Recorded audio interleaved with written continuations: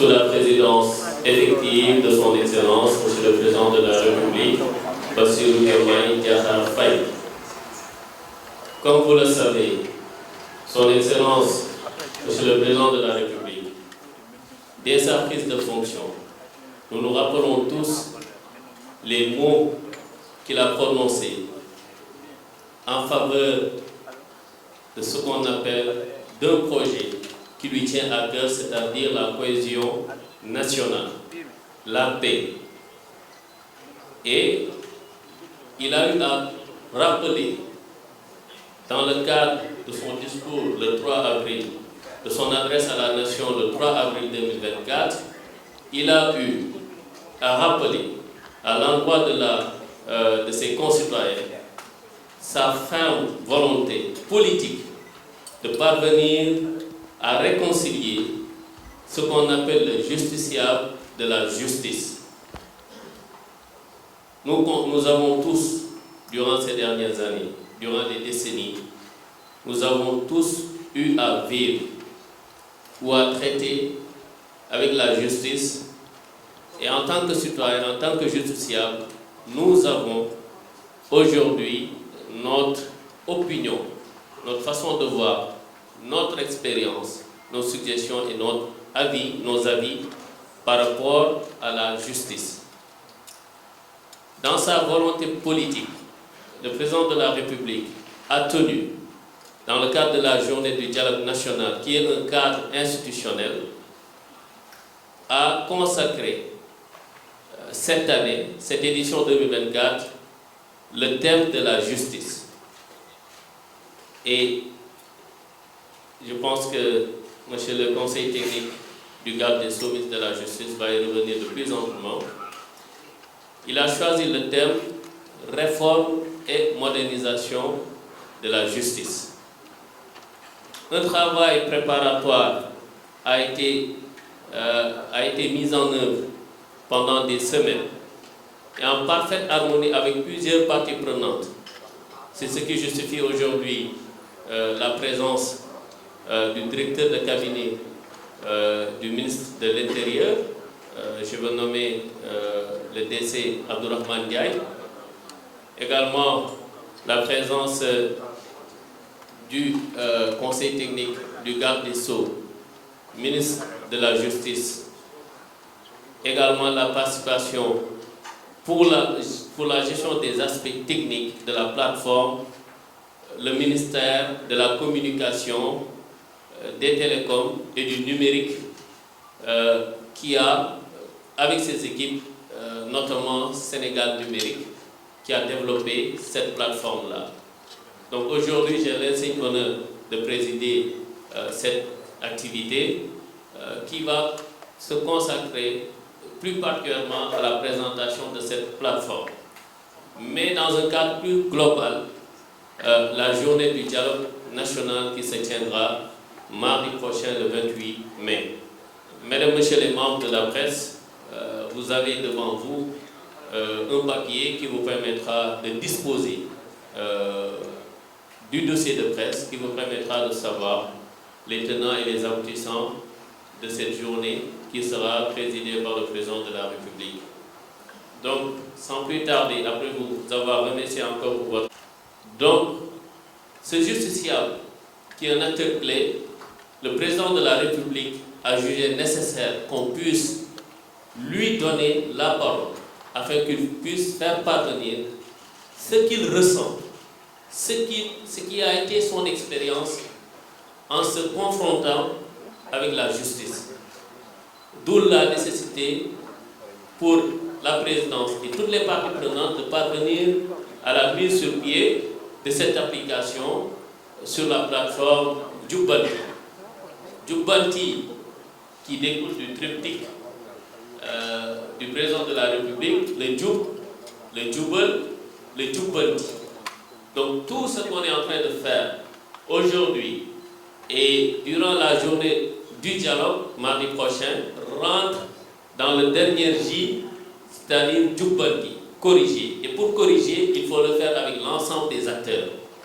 Et nous aurons l'occasion, mardi prochain, de voir que durant la journée du dialogue, tout l'écosystème judiciaire ou de la justice sera présent ce jour-là afin de partager avec l'opinion, avec le président, discuter pour parvenir à ce qu'on peut appeler une justice réconciliée avec le peuple, une justice réconciliée avec le justiciable. Donc, monsieur le CT va revenir sur ça. Comme vous l'a précisé, sur la réforme et la modernisation de la justice. Je pense, comme peut-être beaucoup d'entre vous, que réformer la justice et moderniser la justice sont en tout cas des triptyques qui sont utilisés depuis quelque temps et qui constituent une demande, en tout cas de la plupart des citoyens, qui ont pu constater depuis plusieurs années qu'il y avait en tout cas une certaine rupture entre la justice et le justiciable, comme l'a dit Ousseynou tout à l'heure, et peut-être même une perte de confiance qui s'est installée et qui a continué à s'accentuer. Et le président de la République l'a très bien compris dès son accession à la magistrature suprême, en annonçant ces assises-là qui devraient regrouper l'ensemble des acteurs, les gouvernants, les acteurs judiciaires, les acteurs extrajudiciaires, les citoyens, des personnes peut-être même qui ont eu maille à partir avec la justice, qui ont été en prison, qui s'en sont sortis et qui ont une perception, il faut le dire, une perception pour la plupart des cas négative que nous avons de la justice. Donc il faut réformer. Et le pourquoi il faut réformer, je pense qu'on n'a pas besoin trop de s'appesantir là-dessus, mais il faut véritablement réformer, puisque ce qui a été le plus constaté et décrié, c'est le recours à ce qu'on appelle les mesures privatives de liberté, et qui ont une conséquence même dans le fonctionnement de la justice, qui ont des conséquences dans la gestion des détenus au niveau des établissements pénitentiaires, qui ont des conséquences dans la gestion des dossiers au niveau des cabinets d'instruction, au niveau des chambres correctionnelles, des chambres criminelles.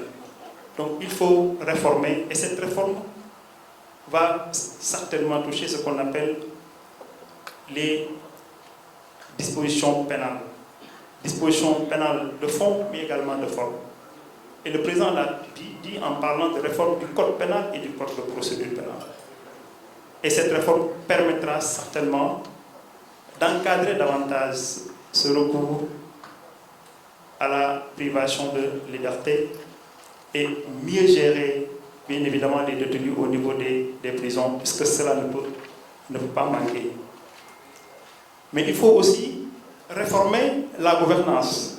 La gouvernance, c'est surtout le statut du magistrat, mais c'est également le Conseil supérieur de la magistrature. Le contenu des réformes et la manière de réformer, le cadre, il est déjà dessiné, et les acteurs qui seront présents le jour du dialogue vont certainement avoir des idées pertinentes qu'ils vont partager et qui feront l'objet d'une synthèse et bien évidemment d'un arbitrage de l'autorité politique qui décidera de ce qu'il faut mettre dedans dans ces réformes-là. Et la réforme ne va pas seulement rester dans ces domaines-là, pénal, mais également du statut des magistrats ou du Conseil supérieur de la magistrature, parce qu'elle devra toucher l'administration de la justice de manière générale, les procédures en matière civile, les procédures commerciales, tout ce qui a été constaté et qui constitue en réalité un manque d'efficacité même de la justice. Quand on engage des procédures, c'est pour avoir une finalité, c'est pour répondre à un besoin de quelqu'un qui a eu un problème généralement et qui veut un résultat, que le résultat soit en sa faveur ou en sa défaveur. Il faut que la justice soit rendue et rendue dans les délais raisonnables. Et pour cela, il faut moderniser. Il faut moderniser parce que le fonctionnement de la justice se fait dans des conditions parfois extrêmement difficiles, avec des moyens qui ne sont plus adaptés à la célérité qui est attendue de la distribution de la justice. Et cette modernisation, je pense que la journée, la matinée que nous avons ici, vous montre combien il est important de digitaliser les procédures, de dématérialiser les procédures. Quand on veut un casier judiciaire, je donne juste là un exemple. Je suis de Ziguinchor, je suis de Tamba, je suis de Matam, je suis à Dakar, j'ai besoin d'un casier judiciaire, soit je me déplace, soit j'appelle quelqu'un, trouver un moyen pour que le casier puisse me parvenir à Dakar. Parfois, il faut des jours. Et si on a besoin de ce document dans des délais très courts, c'est parfois très difficile. Il arrive même qu'on peut ne plus en avoir besoin, puisque les raisons pour lesquelles on cherchait ce document-là peuvent ne plus avoir un objet. Et là, il est attendu cette dématérialisation du casier judiciaire qui permet à tout un chacun, là où il se trouve, de pouvoir faire la demande et d'obtenir l'extrait de son casier judiciaire dans les minutes, dans les heures qui viennent. Donc voilà la modernisation. Et la modernisation, c'est également les infrastructures, c'est les moyens logistiques, c'est tout ce qui permet en tout cas d'accélérer les procédures et d'avoir une justice efficace, des décisions qui soient rendues en les temps et des décisions qui soient également exécutées. Cette modernisation, cette réforme ne touche pas que la magistrature, mais tous les secteurs, puisque la justice c'est un ensemble d'acteurs qui interviennent et qui ont besoin de plus de moyens, de plus de logistique, également de procédures adaptées afin que la justice soit rendue comme l'attendent tous les Sénégalais. Voilà aussi ce que je voulais dire en guise de la première question, c'est est-ce que vous avez eu une affaire en justice durant ou au cours des 5 dernières années? Puisque ça est beaucoup plus facile pour quelqu'un qui a eu une affaire en justice de donner une opinion que pour quelqu'un qui n'a pas eu une affaire en justice, bien que tout le monde peut avoir une perception. Et la réponse à cette question, lorsqu'elle est positive, vous permet d'identifier la nature de l'affaire. Est-ce une affaire en matière civile, en matière pénale, en matière commerciale, en matière sociale? Et lorsqu'on identifie la nature de l'affaire, et peut-être même savoir si la personne a eu un avocat ou pas. Parce que lorsque la personne n'a pas d'avocat, parfois l'accès est beaucoup plus difficile. Et comment la personne a été accueillie devant la justice? L'accueil. L'accueil est très important en justice. Comment vous avez été accueilli? Comment votre dossier a été traité? La durée de traitement de votre dossier? Le résultat, la décision qui a été rendue, et la motivation qui a permis d'aboutir à la décision. Et c'est ça qui permet à la personne d'avoir une opinion. Est-ce une justice qui a été rendue, car selon les règles qui sont définies? Est-ce une justice qui a été rendue avec les diligences que nécessitait la procédure qui a été déposée devant la justice? C'est un casier judiciaire, c'est un certificat de nationalité, c'est une procédure de divorce, c'est une demande en paiement, c'est une demande d'expulsion de quelqu'un qui occupe votre maison, un magasin. Donc tout ça, c'est important pour savoir l'avis que les personnes ont de la justice. Et comme vous l'avez dit, ces avis-là dégagés et les opinions données, surtout les opinions qu'on donne, vont permettre d'avoir un ensemble d'éléments qui puissent savoir que dans tel secteur, il est important de procéder à des réformes.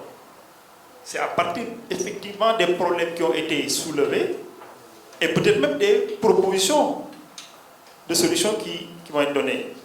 Toute personne qui donne une opinion peut-être négative peut à côté estimer que tel aspect devrait pouvoir être amélioré.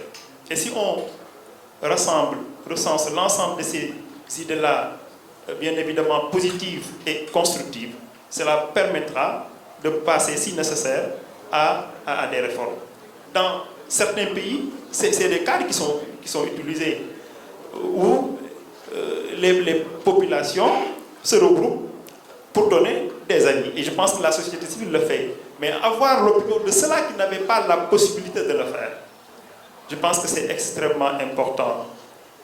Quand on sort de la justice, quand on sort d'une procédure, il arrive qu'on ne soit pas d'accord de la manière dont ça a été traité et qu'on ne puisse pas, en tout cas, dénoncer cela, ou qu'on n'ait pas, je ne dirais pas le courage, mais qu'on ne peut pas risquer d'aller dénoncer cela.